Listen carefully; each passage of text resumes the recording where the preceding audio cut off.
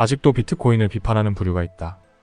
이들은 아무리 비트코인의 본질과 가치에 대한 내용을 보아도 비트코인은 폭락할 거라며 비트코인은 사기이며 그래서 평단은 어떻고 가격은 어떤지 물어본다.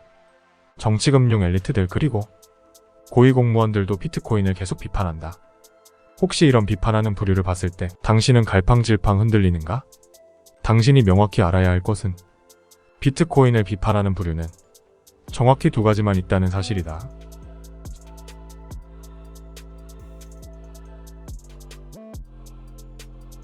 첫 번째 부류는 아직도 비트코인을 이해 못하는 주변 대중들이다. 이들은 수백 번 영상과 글로 비트코인 현상과 본질과 가치에 대해 얘기해 주어도 거들떠보지도 듣지도 않고 본인이 살아온 관점으로만 대답하고 가격과 평단을 얘기하며 그래서 얼마 벌었냐고 물어본다.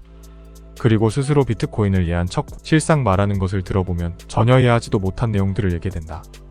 아무리 답을 해주어도 논점을 흐리고 또 알트코인 얘기를 하거나 트레이딩 가격 등의 얘기를 하며 또 본인 생각과 말만 계속해댄다.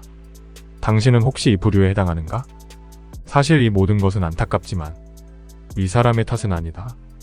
반향실 효과와 환경 때문이다. 반향실 효과랑 같은 입장을 지닌 정보만 지속적으로 되풀이하여 수용하는 현상이다. 즉 본인 스스로 맞다고 생각하는 것만 지속적으로 보고 들어왔고 그것만을 평생 생각하고 강화해왔기에 새로운 현상과 지식을 보아도 본인이 아는 반향실만 반복하는 것이다. 안타깝지만 이것을 고치지 못하면 큰 기회는 있을 수가 없다. 인생의 변화가 있을 수가 없다.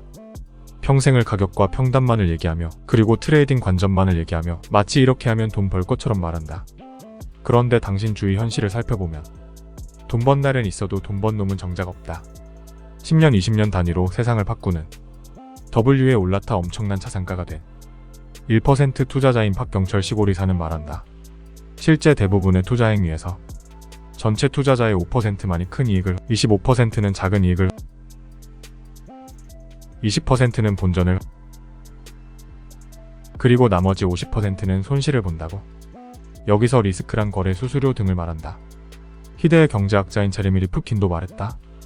역사에서 항상 1%만이 큰 부를 일궜고 99%는 잉여인간이었다고. 당신이 정말로 변하지 않는 인생을 보며 현생을 처절히 바꿔보고 싶다면 자의식을 해체하고 경청해야 한다.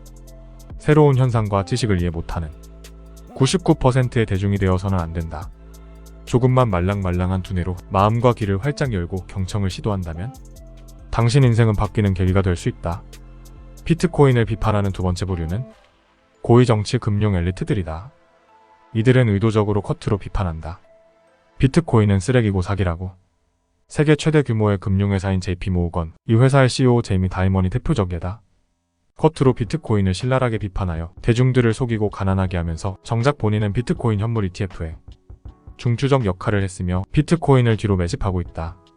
최근 비트코인 ETF 보유 현황이 공개됐는데 JP모건은 76만 달러 상당의 비트코인 현물 ETF를 보유하고 있었다. 혹시 당신은 아직도 비트코인을 비판하는 뉴스 언론 엘리트들에 속고 있는가? 그들은 왜 겉으로 비트코인을 비판하며 뒤로는 비트코인을 사고 있는지 그 이유에 대해 한 번이라도 생각해봤는가? 아직도 앞으로도 휘둘릴 것인가? 정치금융 엘리트들의 목적은 JP모건처럼 당신을 속여서 뒤로는 본인만 좋은 것을 취하는 것이다.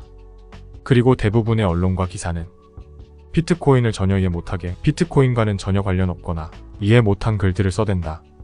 따라서 당신이 독서를 하지 않고 역사의 현상에 귀 기울이지 않고 새로운 지식과 현상 혹은 새로운 것을 말해주는 사람에게 단 한순간이라도 두뇌와 마음을 열고 경청하지 않는다면 그리고 본질과 가치에 대해 깨닫지 못하면 오늘 영상에서 말한 두 가지 유형이 되거나 이 두 가지 유형에 휘둘리는 사람이 될 뿐이다. 당신은 어떤 유형에 해당하는가?